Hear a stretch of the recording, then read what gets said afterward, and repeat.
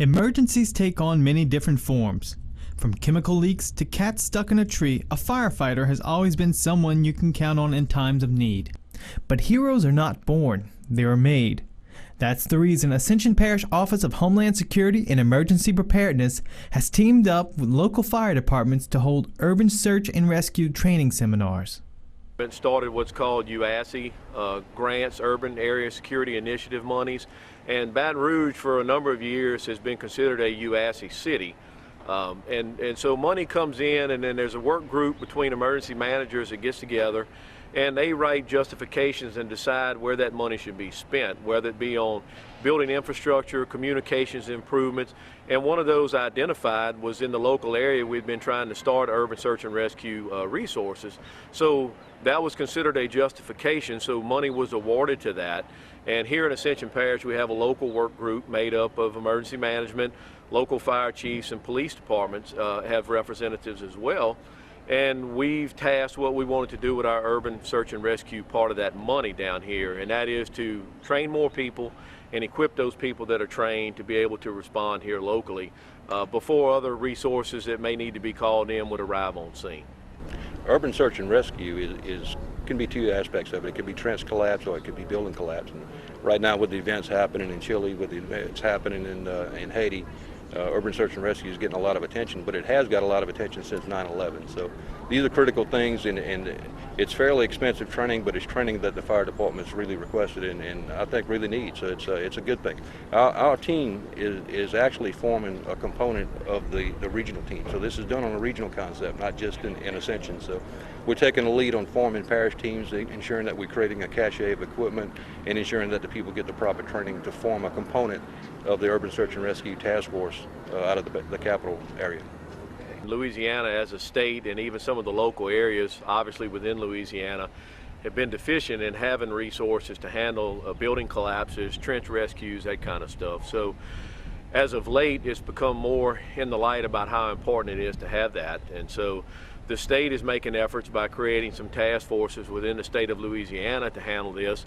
And we just felt like that, we needed to be able to, as a first response within our own local protection area, such as Ascension Parish, we need to have the resources and the training for our people who are going to respond first in anyway, to have the knowledge and training and equipment they need to be able to tackle some of these things, such as building collapses and trench collapses.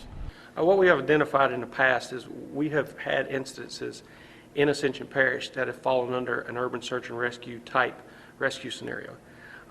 Trench collapses. We had one in 04 in Santa Ma.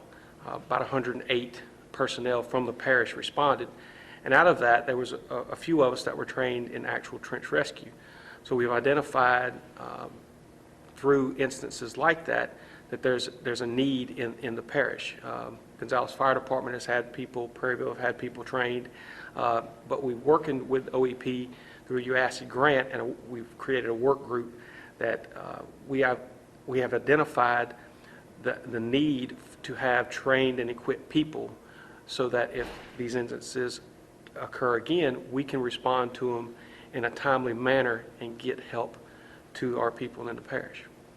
Most of the training primarily is all for firefighters because, again, it kind of falls under what we do, rescue anyway. We have members of Gonzales Fire Department. We have people with Prairieville Fire Department or Fire District 3. Fire District 1, which is made up of most of the volunteer departments on the east side of the parish, and we also have people from Donaldsonville and Fire District 2, which is on the west side of Ascension Parish. We're getting training on building collapse and trench rescue, and we're being taught by some excellent instructors from New York and New Mexico. And we're learning a lot about in case structures collapse in tornadoes, hurricanes, that kind of stuff, that we can get victims out. I'm gonna turn it on. Hey, and guys, we also need another slab. We need to put another slab up like this one here. So while guys are cutting, we can move another slab over to here. We can put it up so we can start breaching this. You start stockpiling up, put them out somewhere where they don't have to go into your area to get it. And so when they come out and they start screaming numbers to you, hey, I need a 42-inch, strut. And I'm cutting what they give me. Right. The exact number that they give you, you give it back. The type of training required for firefighters in urban search and rescue is specialized. It requires a different set of skills than what would be expected at a routine call. With the help of the Ascension Parish Office of Homeland Security and Emergency Preparedness, local firefighters are able to learn these life-saving techniques using the funding of grants. Well, my office's role in urban search and rescue training is that through the Department of Homeland Security, urban search and rescue is an investment justification in two of our grants that we manage, the Urban Area Security Initiative and the State Homeland Security Program. That being an investment justification, we're allocated funding annually for urban search and rescue. Once funding has been secured for a training of this sort, I then coordinate with the vendor on the scheduling of the training, and I also coordinate with all of the fire chiefs from each fire district to make sure that we have members from each fire district participating in the course and that we have the course filled to capacity. And then once the course has concluded, I document the training and maintain all of the training records for this particular course. Once the class is chosen, they give it to me, and we make sure it meets the investment justification through the grant. We submit it to the Governor's Office of Homeland Security. Once approved, then we can move forth with federal funding for the training class itself. The funding is provided through a federal grant, the Urban Area Security Initiative grant. Once the USAR team, Mark Stewart, the fire departments want anything like this to go through, be funded through a grant, they give it to us. Our department makes sure that it meets the justification of the grant. We fill out forms. We coordinate that with Governor's Office of Homeland Security. Once approved, then we can move forth with scheduling of the training class, which brings us here today. Over recent history, especially when Hurricane Gustav came through here, throughout the parish of Ascension, there was a number of calls that came in where trees were down on houses. There were even some people trapped in those houses, at least initially. So again, it's critical that the fire departments are the ones that people are going to call for rescue. So it's critical that when we go out there, that we have the training we need. And for years, we've trained on rope rescue, confined space, vehicle extrication, and I think all of our people do an excellent job in that. This is something, though, that most people haven't dealt with before, and so we're going to start, I believe, to probably see, with it appears these hurricanes may be getting stronger, affecting us more than I've ever seen before. So as we have these issues, our people need to be properly trained. So we go out there, we stay safe, and we do the best job we can of protecting the people of Ascension, which is what they expect out of us. Keeping the public safe in times of an emergency does have its expectations, even when the firefighters themselves do not know what to expect. And that includes training. Well, they're kind of secretive, so we're not sure what we're going to have. But I know we have a trailer that's 20 foot long that they said it's going to take us over 5 hours to get from one side to the other because they have so many surprises in store. But it's a surprise for us, so we really don't know what we have to do. Well, what's going to be going on out here is they spent 2.5 days learning trench rescue, how to deal with trench collapses, which we have had a few of those happen here in recent times in the parish.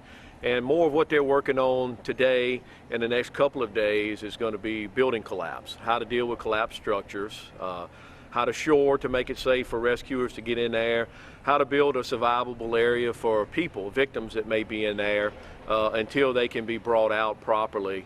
Right, we're going to put a pilot hole, get the camera, stick it down in there, make sure to verify that there's someone in there, get a second person to verify, and then we need to cut out our first initial triangle. And the way we typically do that, it's about 1 foot away. Once we chip all the concrete out, we sink the blade down, so our cut ends up being about this big. All right, you see, that's about how big it got.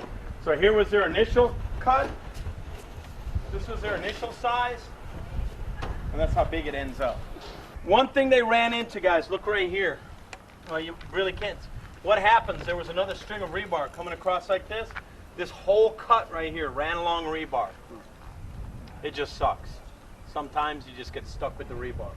All right, so if you're seeing a lot of sparks, that's what they actually did. They reshifted their cut so they weren't running along the rebar. All right? All right, so let's start breaching. The first thing is we're going to breach it. Two guys start that. Trench collapse, you see them all over. You see these excavators and backhoes digging holes in the ground. You've got these people down in there working. The trench we had in Santa Ma was actually a radio tower or a cell phone tower. They were putting a new wire on it to brace it, and the gentleman was in the trench holding the bracket that the wire attaches to. The trench actually collapsed on it. The walls of the trench, once you dig, they become very unstable. It was in, of course, Louisiana, we're in a swampy area, and the walls sloughed off, which means it kind of ice cream scooped, if you want to, and it collapsed upon him. Every day we have people doing excavations in the parish, and it's not a matter of if, it's just when, and we feel like we need to be trained for that. When you enter into a trench that has collapsed, it's more unstable than it was before. So now you're dealing with not only a primary collapse and a victim, but you're dealing with a secondary collapse and a rescuer. So we're training in how to shore up, how to brace up these trenches so that they don't hurt or kill anyone else. The training is so important. This is something that we hope would never happen to anybody in Ascension Parish, but what these guys are doing today is so important to all of us. And anytime you have a trench and it may collapse, I mean, that's what this is all about. You know, how to go into that trenched area and secure it, and then of course allow your men to go in there and retrieve the person that might be in that collapsed trench. So it's very important what we're doing here today. I'm excited that we were able to host it here at the Gonzales Fire Department. We've got some very dedicated people that are here from surrounding agencies within Ascension Parish, and it means a lot to us to have those folks here as well. And I will tell you this too, that we've got some of the best people that you could get to come here and train our fire department. Roco's been in business for quite some time. I know these people, and you couldn't get anybody any better than them. So yeah, needless to say, we're very excited about this type of training.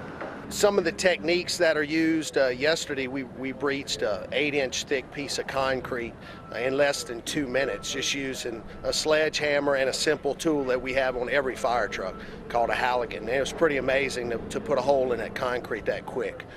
But a collapsed trench is only one type of urban search and rescue. They also have to train for collapsed buildings.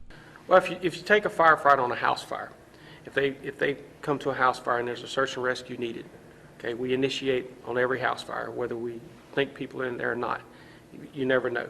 So usually you do what they call a right or left-hand search pattern. That means you follow a wall with your left hand or you follow a wall with your right hand. When you're dealing with structural collapse, though, you're dealing with a whole different element.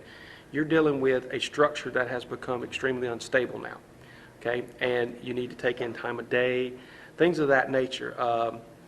Like if it's a tornado and there's a house that collapses. Most people are going to go to bathrooms, an interior hallway, closet. That's where they're going to go. So when we start evaluating before we go in, we're going to see the safest avenue to enter. But at this time, we also have to incorporate shoring this building up, getting some sort of support to allow us to enter in. And then we also may have to cut our way in. When you take your decking on your roof, when it falls in, it's going to create voids in it and create areas that we're going to have to breach through. So this is what this training does. It teaches these people not only that they can take a chainsaw and cut a hole in the wall to get through, but what happens when you do that? What happens to the structure when it rakes, when it falls, when it collapses? There's all different types of collapses, and that's what these guys are learning in this class also. Well, one of the things we like to look at, whether it be trench rescue or building collapse rescue, if a trench has already collapsed once, it's going to collapse again. It's not a matter of if, it's a matter of when. So if we're going to have to go in there to try to rescue or remove somebody from that trench, again, it's going to collapse, potentially on us. So we have to make it safe for us to work in that area. Also, if somebody's in there still alive, we need to make it survivable for them until we can get them out of there. Same thing with a building. If it's collapsed once, then that energy constantly, gravity is trying to pull that building down the rest of the way to the ground. So sooner or later, it's going to happen, and we don't want that to happen while we have rescuers in there. So that's what we teach them, is to support that building. It's lost its normal support, and so we go in and build temporary supports for it. None of this training would take place without the support of agencies at the local, state, and federal level.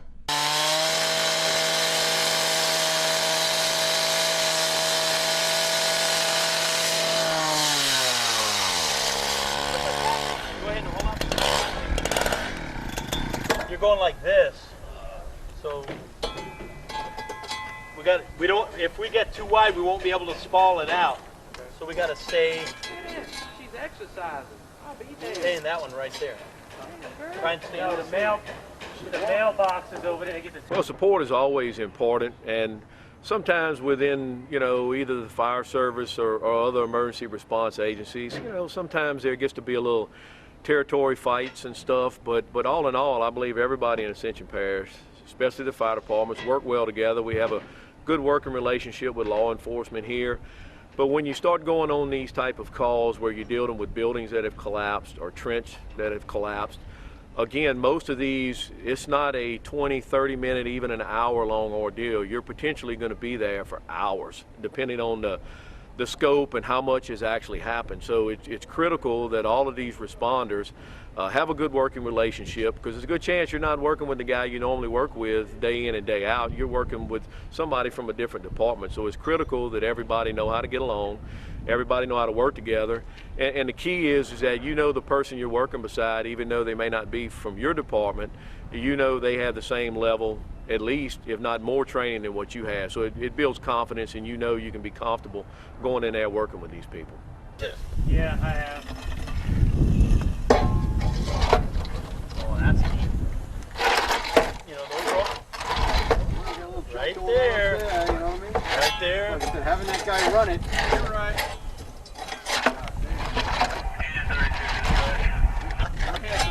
Right there.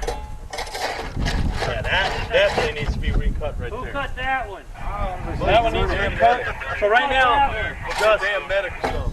Just here. Well, let the guy run over. Right. I know these are good. Start that baby up and run them all. There you go. Those are good. And when you're going to start taking them out, take those full corners out first. Right. True. Pop right out. Between the fire departments and OEP, it's, as far as mass casualty goes, they handle all EMS, all fire services. USAR is part of that. So they support us well, and we do everything that we can to support all 3 fire districts and Gonzales Fire Department within the parish. So we've got a very strong working relationship, and absolutely no problems. They've been extremely supportive since I've been there. Well, something that was pretty amazing that we learned was there are 28 federal USAR teams around the country, and it can take them a long period of time to get all their equipment here and everything here. And a lot of times when you see on TV, they talk about the USAR teams coming in to do rescues, but actually it's the local fire departments that usually come in and do the initial rescues for the first 12, 24 hours. They're the ones having to save the lives. So us having this training locally is a huge asset for South Louisiana, because we can get anywhere pretty much in 2 to 4 hours, and we can save a lot of people like that. So. We already have a number of firefighters amongst the fire departments here that have technician level training in trench, building collapse, along with many other types of rescue. And so this class we're doing here is going to just about double the number of trained firefighters that we have in the parish. So that's going to greatly help us here. The more people you have to organize what can sometimes turn out to be quite a long and involved effort out there, it's going to make it much better for the people here. So with the dedication of the men and women of our emergency response teams in Ascension Parish, we can sleep a little easier at night knowing they are prepared if ever we may call. I'm Clint Falcon, and thank you for watching this Ascension 21 featurette. Beauty. Guys, that is picture perfect. That's textbook. All right?